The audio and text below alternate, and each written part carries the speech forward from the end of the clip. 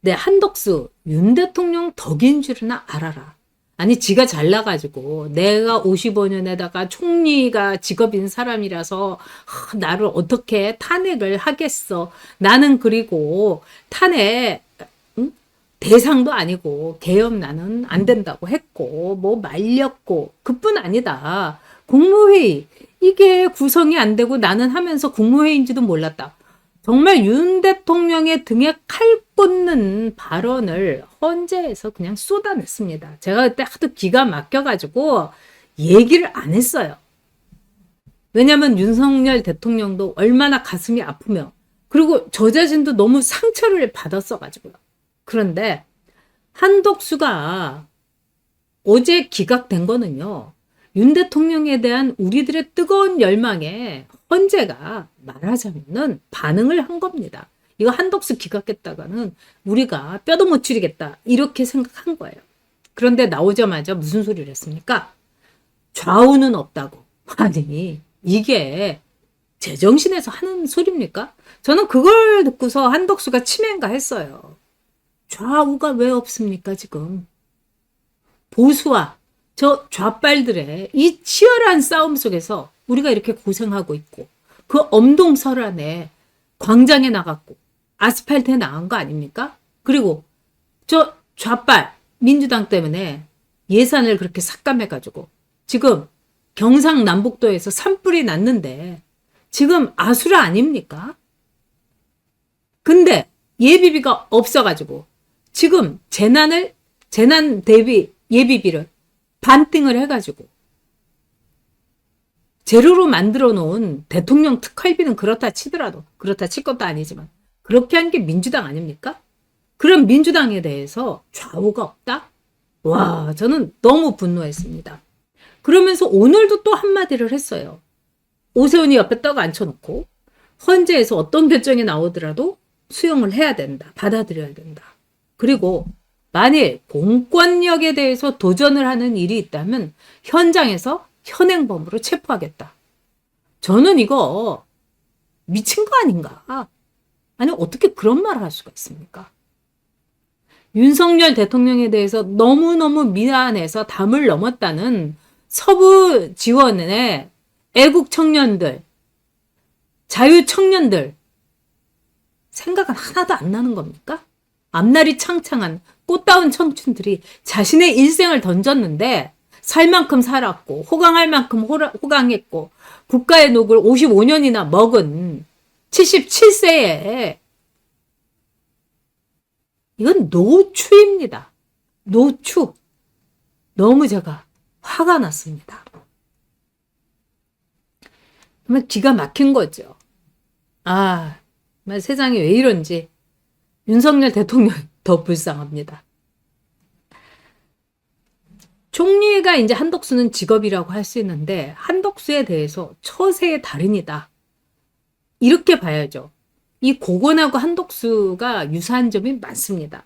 근데 고건은 행정의 달인이다. 이렇게 볼 수 있고 고건도 처세의 달인이긴 했으나 상당히 좀 양심적인 구석이 있었던 사람이죠.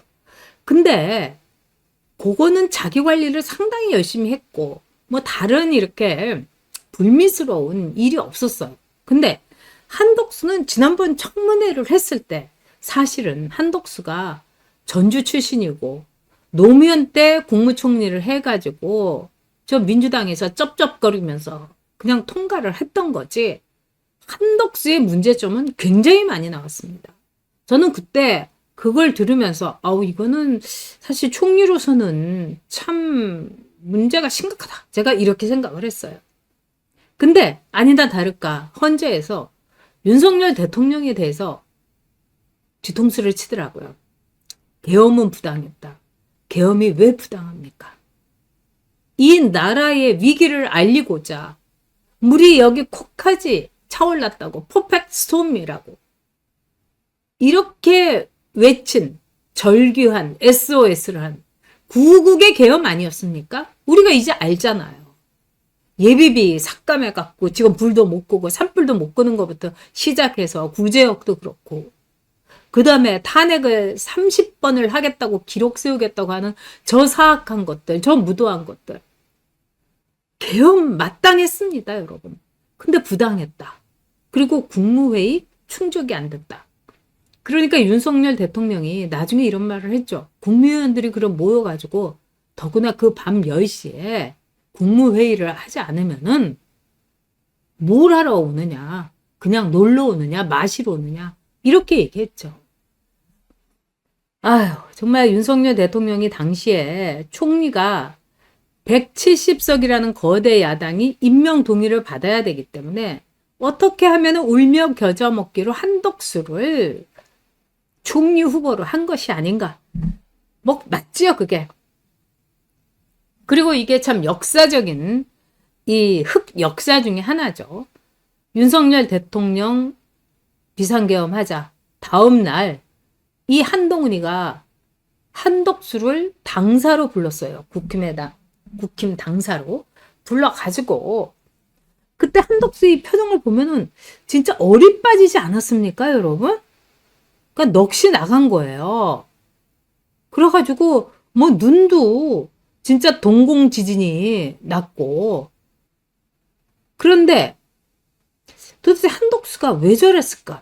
그리고 당사까지 국무총리가 쫄래쫄래 왔다는 것도 참 말도 안 되는 거고.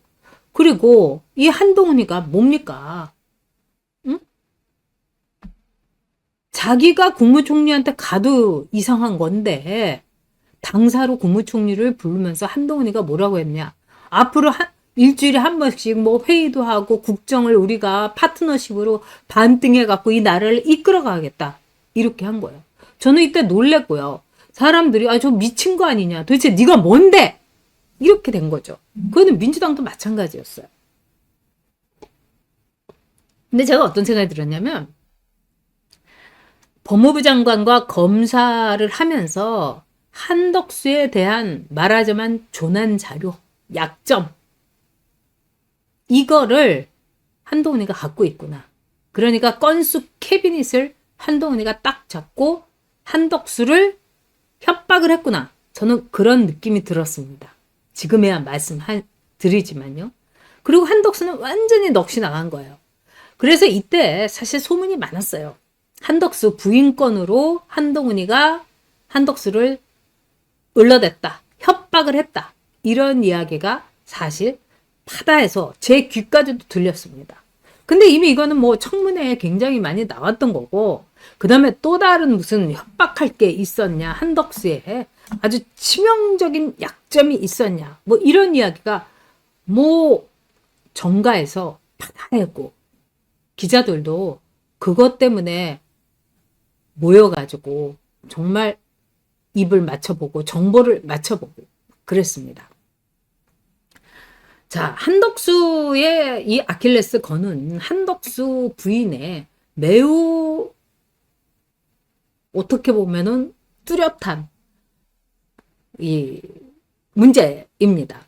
이 한덕수 부인 이 최아영은 사실은 서울대학교 응미과를 나왔고 응용미술과예요. 그러니까 뭐 서양학과 나온 것도 아니죠. 그리고 한덕수가 자기 부인에 대해서 뭐 직업 이런 데에 대해서 전업주부, 가사 이렇게 적었습니다. 그런데 이 부인이 한덕수가 주미대사를 할 때 거기에서 전시회를 5번을 해요. 그러니까 그전에는 이 한국에 있었을 때 남편이 뭐 총리도 하고 뭐 하고 일단 아무것도 안 했어요. 뭐 개인전 한 적도 물론 없고요. 이 기껏해야 서울대 무슨 동문전에 딱 한 번 이 끼어가지고 전시한 거 그거밖에 없어요. 그런데 주미대사 때는 무려 전시회를 5번을 합니다. 그것도 뭐 이 미국 한국문화원이라든가 뭐 이래갖고 다 스폰서를 주미대사관에서 한 거예요. 그리고 나서 한덕수가 귀국을 한 뒤에 첫 번째 개인전을 부인이 엽니다. 근데 이때 효성과 부영, 여러분 부영 아시죠? 굉장히 이 문재인 정부 때 큰 회사였죠. 효성하고 부영에서요, 한덕수 이 부인의 작품을, 뭐 봄이 오는 소리인지 뭔지 그런 작품을요, 무려 3,900만 원어치를 사줘요. 근데 이 작품이 백호예요, 백호. 그러니까 큰 작품을. 그리고 솔직히 말해서 첫 번째 개인전을 한, 그리고 그동안 전업주부, 가사만을 한, 이분 작품이 무슨 석점인가 넉점에 4천만 원이 됩니까? 정말 이거는 뭐 연예인들은 노래 한 곡 잘 불러가지고 한 방에 뜰 수 있지만 그림은 그런 거 아니지 않습니까? 게다가 이때 효성도 회사 자금으로 이걸 구입을 했고요. 그 다음에 부영도 법인이 구입을 했어요. 그래서 효성에서는 뭐 임원실에 그 한덕수 부인의 작품이 걸려있다. 이 작품도 제가 이렇게 봤는데 뭐 그렇게 대단하십니다. 뭐 이렇게 볼 수가 없는 작품이에요. 그래서 이거는요 정말 서로 윈윈한 거죠. 왜냐 회사 자금으로 법인이 구입하니까 이런 경우 법인세를 안 내도 돼요. 예술 작품을 구입한 경우는. 근데 어떻게 해서 한덕수 부인의 이 작품이 갑자기 이렇게 우리나라 초16급 A급 대우를 받느냐 이거예요. 이거 남편 찬스, 한덕수 찬스 아니겠습니까 여러분? 그리고 이 한덕수 청문회에서 이렇게 나온 걸 보면은 제가 좀 낯뜨거운 게 많았어요. 왜냐? 좀 찌질한 이 비리가 많았어요. 김앤장이 한덕수가 무역협회 회장을 할 때 S-오일에 대해서 고액의 보수로 수임을 한 거. 한덕수가 김앤장의 고문으로도 있었죠. 이것도 사실은 파고 들어가면은 끝내주는 겁니다. 거기다가 특급 호텔에 피트니스 클럽을 또 공짜 사용을 한 거예요. 아니, 아까 뭐처럼 자녀도 없는데, 게다가 부인이 부잣집 딸이에요. 그래서 한덕수가 그 집에 가정교사로 들어갔다가 대리사회처럼 결혼을 한 거예요. 게다가 평생 뭐 돈 쓸 일이 없죠. 왜냐면 비행기도 뭐 맨날 의전용 차 나와 한 번도 한덕수는 쉰 적이 없는 거예요. 아니 돈도 그렇게 많은데 특급 호텔에 피트니스를 왜 공짜로? 이거 뭐 이재명 뭐 김혜경 버카 비슷한 거죠. 거기다가 외국 기업에다가 자기 집을 임대했어요. 근데 한덕수가 뭐 무역협회 회장이라든가 통상 전문가예요. 한덕수는 이 재정 관료가 아니고요. 그러니까 재경 전문가가 아니라 이 통상 관료예요. 그래서 이제 EPB에 수장이 됐을 때 굉장히 의외였던 거죠. 보통 이제 이 재무 관료들이 되는데 통상 관료가 돼갖고 의외였어요. 근데 통상 전문가가 외국 기업에 자기 집을 임대한다? 이거 완전히 이해 충돌이죠. 거기다가 여러분 신용카드 사용액이 빵원이에요. 빵원. 아니 저는 이런 거가 정말 화가 나고 이해가 안 돼요. 저는 국회의원 할 때 제 친구들을 만나고 이럴 때는 제 카드를 썼어요. 그래서 그때 정말 카드 비용이 많이 나왔습니다. 왜냐면 뭐 만날 사람도 더 많고 이래서 제가 후원 카드는요 정말 조심스럽게 썼어요. 왜? 저는 워낙에 사람들이 저를 가지고 잡아먹으려고 하기 때문에 돈을 너무 조심했던 거죠. 그랬더니 결국 결과는 뭡니까? 제 개인 신용카드액이 그냥 제가 봐도 너무 많이 나오고 그런 거예요. 근데 신용카드 사용액이 빵원이라는 거 이거 놀랍지 않습니까? 거기다가 론스타 사태에 연루된 모피아. 이 모피아는 이제 재경부의 관료들을 가리킵니다. 그러니까 론스타 사태에도 또 의혹이 있었고요. 저축은행 사태에 대해서 한덕수가 처리는 하나도 안 하고 하는 척하다가 튀었다는 얘기도 있어요. 거기다가 일본 천황의 생일 축하약 참석 논란. 뭐 이거는 저는 꼭 이제 그렇게 논란이라고는 보지 않습니다. 그런데 이 후보자 처가의 시세 대비 2배로 땅을 매각한 거예요.